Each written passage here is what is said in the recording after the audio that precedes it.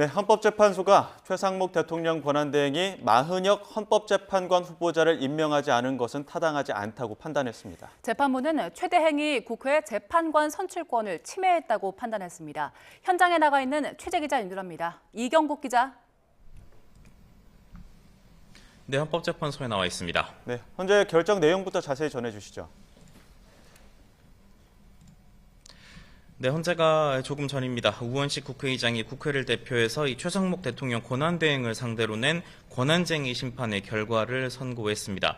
헌재는 이 최상목 대행이 국회가 선출한 40여 헌법재판관 후보자를 임명하지 않은 것은 국회의 헌법재판관 선출권을 침해한 거라면서 이 우원식 의장의 권한쟁의 심판 청구를 만장일치로 인용을 했습니다.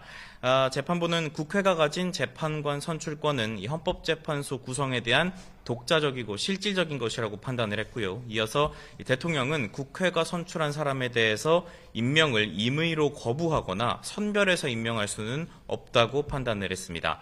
앞서 최상목 권한대행은 여야의 합의가 확인되지 않았다면서 40여 재판관 후보자를 임명하지 않았었는데요. 오늘 재판부는 각 교섭단체가 추천하는 특정 후보자에 대해서 다른 교섭단체가 합의한 경우에만 선출하는 관행이 있었다고 보기는 어렵다고도 판단했습니다. 네, 오늘 선고로 이제 헌재가 완전한 구인 체제를 갖출 가능성이 커진 상황인데 윤 대통령 탄핵 심판에는 어떤 영향 미칠까요? 네, 일단 헌재 선고 이후에 최상목 대행 측은 이 헌재의 판단을 존중하겠다는 기존 입장을 사실상 되풀이하는 모습이었습니다. 최 대행 측은 이 같은 입장을 밝히면서 헌재 선고 결정문을 잘 살펴보겠다고도 덧붙였는데요. 다만 이 40여 후보자 임명 여부나 시기에 대해서는 구체적인 입장을 밝힐 수가 없다고 말했습니다. 만약 최 대행이 헌재의 결정 취지에 따라서 40여 후보자를 신임 헌법재판소 재판관으로 임명을 하게 되면 헌재는 완전한 구인 체제를 갖추게 됩니다.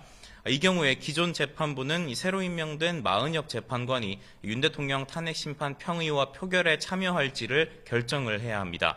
만약 참여가 결정이 된다면 그간의 변론 내용 숙지를 위한 갱신 절차를 밟아야 하는데 이 절차에 상당한 기간이 걸릴 수 있다는 관측이 나오고 있습니다.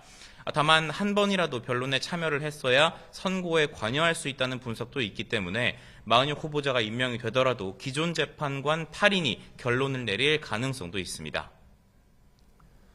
네, 윤 대통령 탄핵 심판 관련 내용도 살펴보겠습니다. 오늘도 재판관들의 평의가 이어지죠?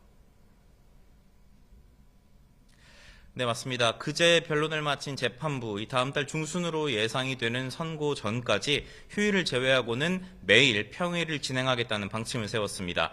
그런 만큼 오늘도 철저한 보안 속에서 재판관들의 평의가 이어질 것으로 예상됩니다.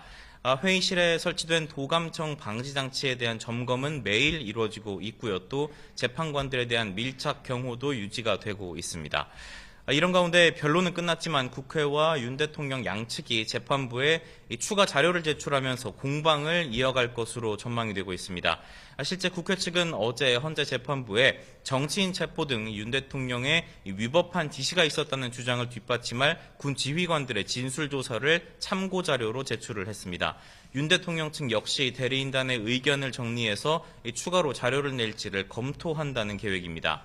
앞서 박근혜 전 대통령 탄핵 심판 당시에도 양측이 변론 종결 이후 막바지까지 재판부를 설득하기 위해서 치열한 자료 제출 공방을 벌인 바가 있습니다. 지금까지 헌법재판소에서 전해드렸습니다.